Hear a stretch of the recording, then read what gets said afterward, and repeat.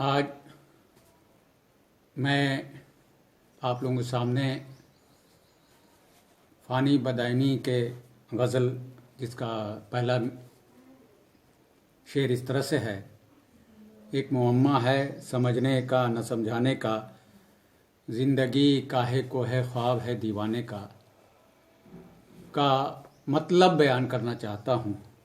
ये पूरी गज़ल का एक मुअम्मा है समझने का न समझाने का, ज़िंदगी काहे को है ख्वाब है दीवाने का। मुख्तसर क़िस्से गम ये है कि दिल रखता हूँ, मुख्तसर क़िस्से गम ये है कि दिल रखता हूँ। राज़ कौनैन खुलासा है इस अफ़साने का। ज़िंदगी भी तो पशेमां है, ज़िंदगी भी तो पशेमां है, यहाँ लाके मुझे ढूंढती है कोई हीला मेरे मर जाने का। तुमने देखा है कभी घर को बदलते हुए रंग, तुमने देखा है कभी घर को बदलते हुए रंग। आओ देखो ना तमाशा मेरे गम खाने का। हमने छानी है बहुत दैरो हरम की गलियां, हमने छानी है बहुत दैरो हरम की गलियां, कहीं पाया न ठिकाना तेरे दीवाने का। हर नफस उम्र गुज़श्ता की है मैयत फ़ानी, हर नफस उम्र गुज़श्ता की है मैयत फ़ानी, ज़िंदगी नाम है मरमर के जिए जाने का। गज़ल का मतलब है, एक मुअम्मा है समझने का न समझाने का, ज़िंदगी काहे को है ख्वाब है दीवाने का। मुअम्मा पहेली, मुअम्मा क्या कहते हैं? पहेली को कहते हैं। और यहाँ पे शायर ने ज़िंदगी को पहेली का नाम दिया है। तो इस तरह से सबसे पहले सनद के हिसाब से इसमें इस्तिआरे का इस्तेमाल है। अब ये समझिए, जरा गौर करिए कि ज़िंदगी को क्या कहा है? दीवाने का ख्वाब। और दूसरी तरफ एक मुअम्मा है, एक ऐसी पहेली है जिसको ना समझा जा सकता है ना समझाया जा सकता। दीवानी के ख्वाब को समझना बहुत ही मुश्किल है, क्योंकि जो पागल होता है सबसे पहली बात तो उसको नींद नहीं आती। अगर नींद आ जाए तो वो नींद पूरी नहीं होती, और सही नींद नहीं होती, इसलिए ख्वाब नहीं आते। बहरहाल इस दरवेश में नहीं पढ़ना है कि बहुत सारे मसले, इसमें डिस्कशन वक्त ज़्यादा लग जाएगा। कहने का मतलब यह है कि ज़िंदगी दीवाने के ख्वाब की तरह है जिसको सही तरतीब नहीं दिया जा सकता। और उसी तरह से है एक ऐसे मुअम्मे की तरह है जिसको समझाना या उसकी गुत्थी को सुलझाना बड़ा ही मुश्किल काम है। अब ये मतला बहुत ही खूबसूरत है, इसलिए ये बार बार महफिलों में बयान किया जाता है फ़ानी के इस कलाम को। मैंने अपने पिछले वीडियो में बताया था कि फ़ानी यासियात के इमाम हैं। मौत का जिक्र उनके हर एक अशार में देखने को मिलता है। आगे देखिए दूसरा शेर। मुख्तसर किस्से गम ये है कि दिल रखता हूँ, राज कौनैन खुलासा है इस अफसाने का। गम का किस्सा मतलब मेरे पास अगर कोई कहे कि आपके पास गम की कहानी है, दुख दर्द की कहानी है, तो मैं बस एक लफ्ज़ में जवाब दूंगा। वो जवाब क्या होगा पता है आपको? कि मेरे पास दिल है। और आप सभी बखूबी वाकिफ़ हैं कि दिल के अंदर दर्द है, गम है, दर्द है, सारी चीज़ें किसके अंदर हैं? दिल के अंदर। यानी ये एक ऐसा ख़जाना है जिसमें कोई कमी नहीं है। कौनैन का राज छुपा हुआ है इस दिल के अंदर। कितने गम हैं, कितनी परेशानियां हैं, ये सामने वाला नहीं समझ सकता। और इस अफसाने में, इस कहानी में कितनी तहदारी है कोई नहीं समझता। तो ये था दूसरे शेर का मतलब। और दूसरे शेर में मुहावरे का इस्तेमाल किया गया। राज कौनैन एक मुहावरे के लफ्ज़ इस्तेमाल किया जाता है। कारून का खजाना और ये बहुत सारी बातें सुनते आए हैं। तो इस तरह का जो है इस शेर में है। आगे देखिए, जिंदगी भी तो पशेमा है यहाँ ला के मुझे, ढूंढती है कोई हीला मेरे मर जाने का। जिंदगी और मौत ये दो खास जो हैं हकीकत पे मबनी है, इससे कोई इनकार नहीं कर सकता।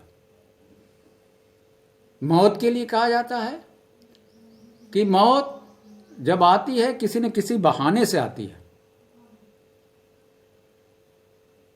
हीले रोजी बहाने मौत, ये कहावत सुनी होगी आप लोगों ने। तो मौत किसी बहाने से आती है।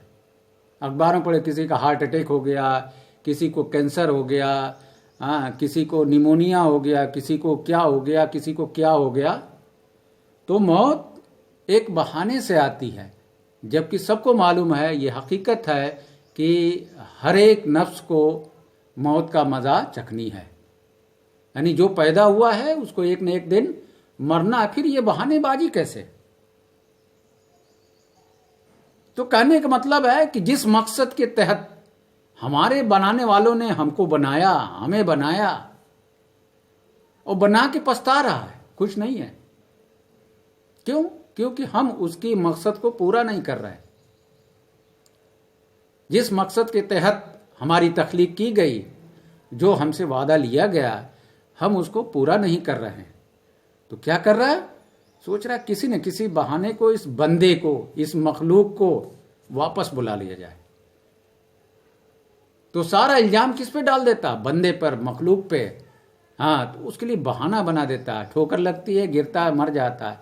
क्या भाई, किसी को हार्ट फेल हो गया, किसी को निमोनिया हो गया, किसी को कैंसर हो गया, किसी को कोरोना हो गया, वो मर गया, दुनिया से चला गया। मौत तो आनी ही आनी है। तो चूंकि ये बहाने से मौत आए, तो बनाने वाले में खूब बनाया कि ठीक है, हमसे वादा लिया, हमसे वादा खिलाफी की, और बना के हमें दुनिया में बेच के पछता रहा। तो किसी न किसी बहाने से आ जाओ बेटा, अब बहुत हो लिया, तुम्हारी जगह पे किसी और को भेजा जाए। अगला शेर देखिए, समझ में आ गया होगा। तुमने देखा है कभी घर को बदलते हुए रंग, तुमने देखा है कभी घर के बदलते हुए रंग, आओ देखो न तमाशा मेरे गम खाने का। दीवाने का घर, दीवाने का गम कैसा होता, दीवाने का घर कैसा होता है? दीवाने की कैफियत कैसी होती है? उसके यहाँ पे घर जो है, दिल से मुराद ले लीजिए। दीवाना कैसा होता? पल पल बदलता रहता है। एक मिनट में आप उसको देखिए कि हंस रहा है, दूसरे मिनट में देखिए कि वो रो रहा, कभी कहा लगा रहा, कभी कपड़े फाड़ रहा। कुछ समझ में नहीं आता उसके रंग रूप कैसे बदल रहे हैं। तो आओ देखो ना तमाशा, कभी दीवाने का देखा हो घर के बदलते हुए रंग। कैसे कहते हैं कि ये तो गिरगिट की तरह रंग बदल रहा। बहुत सारे मुहावरे सुने होंगे, लेकिन दीवाने की जो कैफियत को देखना, उसके घर जाइए, उसको देखिए।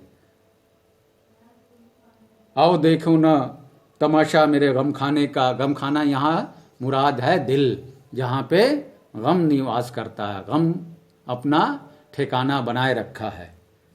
और इसमें, इस शेर में बदलते रंग बदलना, रंग बदलना एक मुहावरा है, उसका इस्तेमाल किया गया है।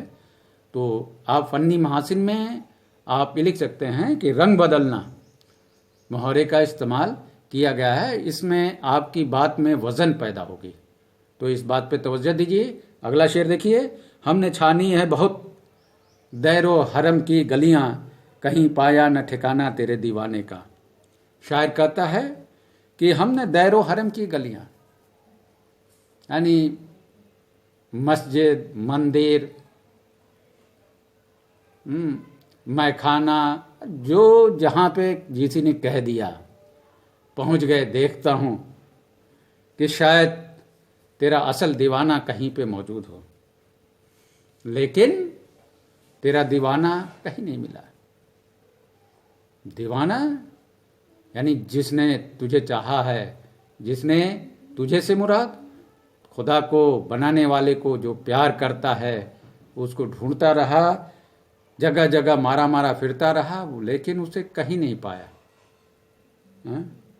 आप लोग सही जानते हैं कि वो कहाँ रहता, वो हमारे दिल के अंदर है। हम दिल के अंदर नहीं ढूंढते हैं और सोचते हैं चलो पत्थरों में ढूंढें, चलो बुतखानों में ढूंढें, चलो इबादत गाहों में ढूंढें, और अपने दिल के अंदर तलाश नहीं करते। तो ये गली गली ढूंढना, इसमें भी मुहावरे का इस्तेमाल है। दैरो हरम की गलियां, तो यहाँ पे भी मुहावरे का इस्तेमाल है। थोड़ा लफ्ज़, चूँकि शायरी है, वज़न पैदा करना है, तो लफ्ज़ को तब्दील कर दिया जाता है, तो इसमें भी मुहावरा है। और गली गली छानना, हमने छानी है बहुत दैरो हरम की गलियां, खाक छानना जिसे कहते हैं मुराद है। तो ये इसमें, इस शेर में मुहावरे का इस्तेमाल है, इसका ज़रूर करेंगे। अब आइए मक्ता देखिए। इस पूरी गज़ल में मतला और मक्ता ये दो लाजवाब है। वाकई अगर इसकी मिसाल कहीं दी जाए तो बहुत कम है। हर नफस उम्र गुज़श्ता की है मैयत फ़ानी, जिंदगी नाम है मरमर के जिए जाने का। हर नफस, नफस क्या होता है? एक मैंने सांस छोड़ा और उसके बाद दूसरी सांस छोड़ी, तो इस दो के बीच में एक क्या कहते हैं, कटाव है। हमने सांस लिया, छोड़ दिया, फिर दूसरी ली, फिर छोड़ा, तीसरी ली, यानी 3 सांसें ली। तो कह रहे हर नफस, हर सांस जो अगली सांस गई, छोड़ दी जिसको, उसकी मैयत लेके चल रही है। किसके कांधे पे है? जो गुजर चुकी सांस, पहले अभी छोड़ी और अभी जो है, तो वो उसकी कांधा दे के लेके जा रहा है। हर नफस उम्र गुजस्ता की है मैयत फानी। और हमारी जो है छोटी छोटी बहुत उम्रें हैं। हम लाखों करोड़ों सांस लेते हैं, कोई लाखों सांस लेता है, कोई अरबों सांस लेता है। हमारी जो जिंदगी है, हमारी उम्र जो है, वो काउंटिंग पे है, सांसों की काउंटिंग पे, कि हमें पूरी अपनी लाइफ सर्किल में कितनी सांसें लेनी है। उससे न एक 19 होगा न 20 होगा, ये तय है। तो हर नफस उम्र गुजस्ता की है मैयत फानी, जो गुजर चुका, सांस मैयत जा रही है भैया, सब एक दूसरे से मैयत पे मैयत, मैयत पे मैयत निकलती जा रही है। तो देखिए दूसरे शेर में क्या कहा है, जिंदगी नाम है मरमर के जिए जाने पर। हम आए हैं, समझते हैं कि एक उम्र पूरी कर रहे हैं, एक जिंदगी नहीं। जिंदगी तो असल नाम है, टुकड़ों में मौत है। कितनी है? टुकड़ों में हम मर रहे हैं। हमारी जो लाश, मैयत रवाना हो रही है सांसों की। और बहुत सारे ऐसे मरहले आते हैं जिसमें हम बड़ा फख्र करते हैं इस बात को लेकर कि हम बर्थडे मनाते हैं, तकरीब करते हैं, दावतें करते हैं, खुशियां मनाते हैं, और भूल जाते हैं, क्या भूल जाते हैं? कि हमारी एक एक सांस कम हो रही है हमारी लाइफ सर्किल से। तो ये जिंदगी की खुशियां मनाने का नहीं है, पहला बर्थडे मनाया 1 साल के थे, दूसरा जो है 2 साल मनाया, तीसरा 5 साल में, जब 20 साल के हुए, शादी हुई, तो 20 साल का बर्थडे मनाया और 40 की मनाया, लेकिन ये भूल गए कि हमारी उम्र तो 60 साल की थी। पहले साल में 59 हो गए, दूसरे में 58, और 20 में आके 40 साल हो गए, और 40 में 20 साल बचे, और 50 में 10 साल ही बच गए। अरे जरा इस नजरिए से सोचिए, तब देखिएगा कि फानी बदायनी का ये शेर आपको कैसा लगेगा। इसमें मुहावरे का इस्तेमाल है, मरमर के जीना, इसका भी जिक्र करिएगा। और ख़ास तौर पे जो है इसमें बहुत सारी बातें हैं कि एक में सवाल करता है शायर और दूसरे में उसका जवाब देना आता है। तो जैसे पहला मितला है जिंदगी क्या है भाई, तो उसका पहले ही जवाब दे दिया, जिंदगी तो एक मुअम्मा है, हैं? और राज़े कौनैन क्या है भाई? तो राज़े कौनैन क्या है? अरे राज़े कौनैन मेरा दिल है, ये दूसरी शेर में बात कही। हीला, मरने का हीला क्यों ढूंढ रहा, बहाना क्यों बना रहा? इसलिए कि जिसने पैदा किया वो नाराज है हमसे, शर्मिंदा है हमको बना के। किस मकसद से बनाया और क्या कर रहा है? चौथे शेर में गम खाना, दुखों का घर, उसमें तब्दीली हो रही है। और कौन है? वो है आशिक का दिल। उसमें आके देखो। अब दीवाने का ठिकाना कहां है? कहीं नहीं है। महबूब का घर कहां रहता? कहीं नहीं रहता, ना मंदिर में, ना मस्जिद में, ना गुरुद्वारे में, ना चर्च में। फिर कहां रहता भाई? तो वो हमारे दिल के अंदर रहता है। ये है चौथे शेर में। और अब तो आखिरी बात, मर मर के जिए जा रहे हैं भाई। जिंदगी क्या है? जिंदगी हर सांस की एक मैयत है, हर एक सांस की मैयत है, जो अपने कांधों पर एक दूसरे की लाश को लेके उस मंजिल तक ला रहे हैं, यानी कब्रगाह तक, कब्रिस्तान तक या कब्र तक पहुंचा रहे हैं। तो ये फानी बदायनी का कलाम था। उम्मीद है आप लोगों को पसंद आया होगा। अगर किसी तरह की कोई दुश्वारी हो, परेशानी हो, तो आप कमेंट, नीचे जो कमेंट बॉक्स देखिए उसमें ज़रूर सवाल करिए कि इसमें हमें ये बात समझ में नहीं आई। ठीक है, बहुत बहुत शुक्रिया कि आप लोगों ने इसे सुना।